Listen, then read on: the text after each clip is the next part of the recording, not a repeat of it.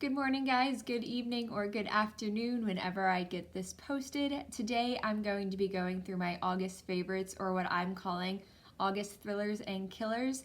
Why, you may ask? I don't really like the idea of monthly fails and holy grails. I think it's very deceptive. I think a lot of times people put out there these holy grails monthly, and it's just kind of deceptive because that product's going to be replaced in another month by something else, whatever's new, whatever hot at that moment. And so instead, I'm going to be calling my version thrillers and killers, and then I'm going to save fails and holy grails for maybe in another 6 months, or maybe they do like a yearly thing. I think maybe even around the new year is going to be a good time to do that, because then I can really assess and see those items that I won't be replacing, that are true holy grails and not just what's hot at the moment. So for my version, thriller is going to be something that I am really enjoying, I'm really digging. I could replace it in another month, but for now I am really loving it. And then a killer is something that broke my heart.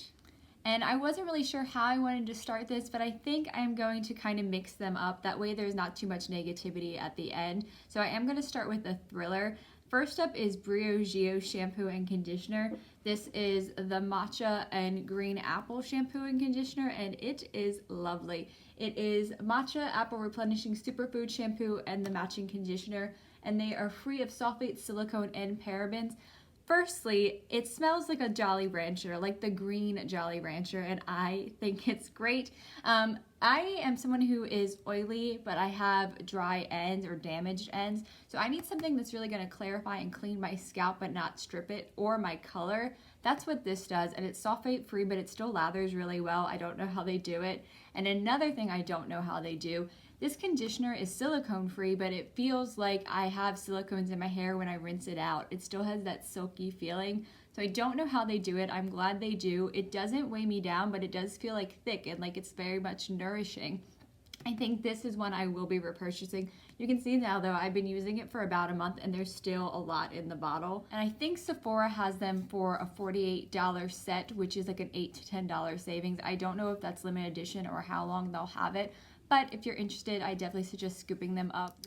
And another thriller for me this month was the Becca Skin Love Glow Elixir. It looks really beautiful on my vanity, and if that is vain, then so be it. It smells like cucumber, and it's kind of just a mix between like a serum and a primer. It still gives that silky feel on the skin, but it doesn't feel greasy, it doesn't feel too heavy, and it just gives a nice luminosity to the skin. I imagine it would mix well with a foundation. I just haven't done that yet, but I have put it on before foundation in my drier spots like my forehead, and then gone in on top with my foundation, and it just gives me that extra luminosity and a little bit of extra moisture. I don't know if I would pick it up again just because of the price tag, but for now I am enjoying it, and I am enjoying having it on my vanity. Another thriller for me, which I believe I showed in another video, was the Fresh Coconut Lip Treatment. This I'm really enjoying. I like that it tastes like a real coconut and not just like a synthetic one. It's thick and it makes my lips feel good, but it doesn't make my lipstick over top feel weird or get gunky or anything like that.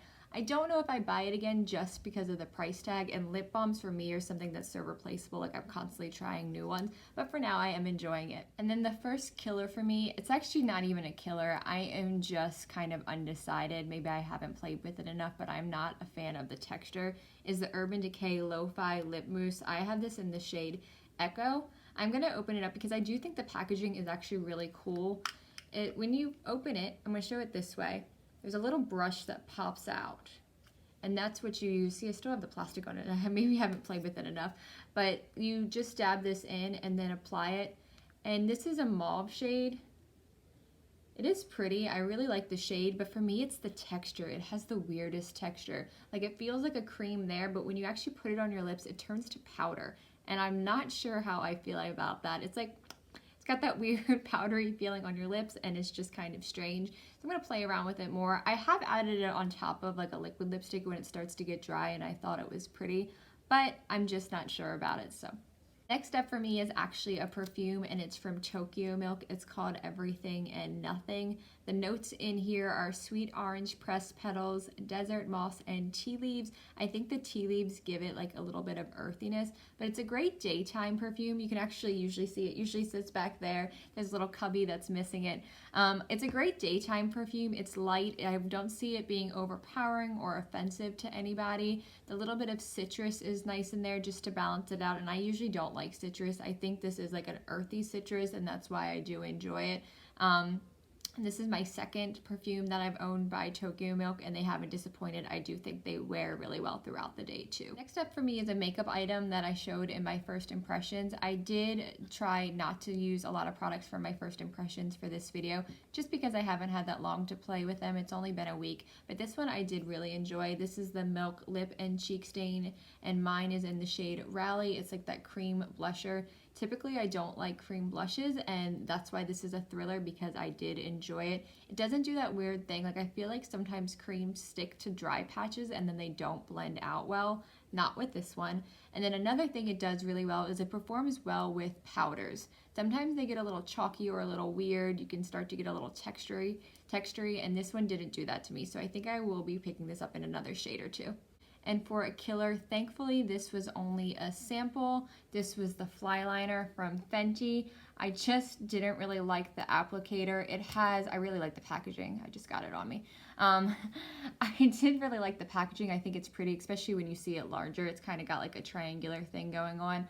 I don't really like the tip. I think it's a little bit too flimsy to get a precise line. And when I apply it, it kind of scattered or bled a little bit. And like I said, it was just really hard to get a precise line. So thankfully it was only a sample, but I would not purchase this in the full size. Next thriller was a product I was a little skeptical about because a lot of people on Instagram promote it. It's the Teami Blends Detox Mask.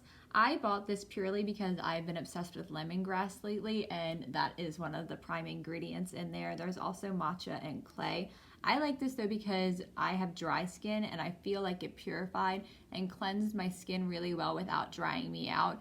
I will say if you're a little sensitive, this did tingle a little bit upon application, which I was surprised about, but I did really enjoy it. I would probably pick this one up again because the price point isn't too crazy. I think it will last me a while though. I tend to use clays just like around my nose and on my cheeks, maybe on my chin if I'm having a little breakout or something, but I did really enjoy this, and the scent is really nice.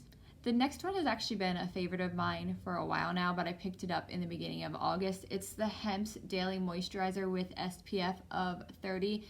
I don't know if you guys have ever looked for it, but it's actually really hard to find a body lotion with sunscreen. Like, it's very easy to find a sunscreen lotion, but this is actually a lotion formula that has sunscreen added to it. There's only a few brands that make them. Hempz has my favorite one, and sadly I actually think it's been discontinued. I should actually stock up if I can find it somewhere. The scent is really light. It's Yuzu and Starfruit, so it's just like a light, sweet scent. I maybe would even appreciate it in a different fragrance, but for now this is fine.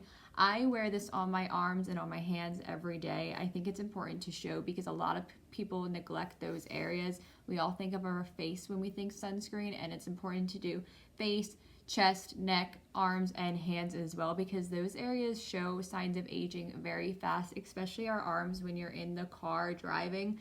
So I really like this. If it's not discontinued, I would suggest picking it up.